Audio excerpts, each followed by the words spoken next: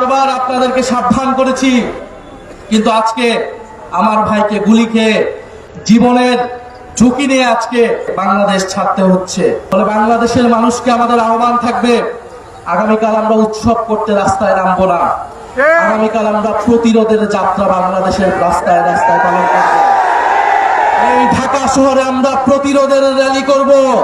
হাত উঠিয়ে আল্লাহর কাছে দোয়া করুন, আল্লাহ হাদি ভাইকে আমাদের মাঝে ফিরিয়ে দাও, জুলাইকে বাঁচিয়ে রাখো।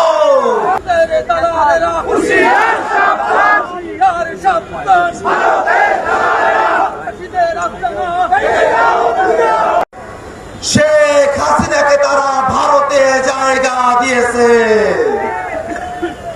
আমরা ভারতের কাছে বলতে চাই, শেখ হাসিনা সহ বাংলাদেশে গণহত্যার সাথে জড়িত হাত উঠিয়ে আল্লাহর কাছে দোয়া করুন, আল্লাহ হাদি ভাইকে আমাদের মাঝে ফিরিয়ে দাও, জুলাইকে বাঁচিয়ে রাখো। জুলাইয়ের সকল শক্তিকে বাংলাদেশে এই মুহূর্তে বক্তব্য রাখার জন্য অনুরোধ করছি এনসিপির সম্মানিত দলীয় প্রধান নাহিদ ইসলামকে বক্তব্য রাখার জন্য অনুরোধ করছি। নাহিদ ইসলামকে বক্তব্য রাখার জন্য অনুরোধ করছি।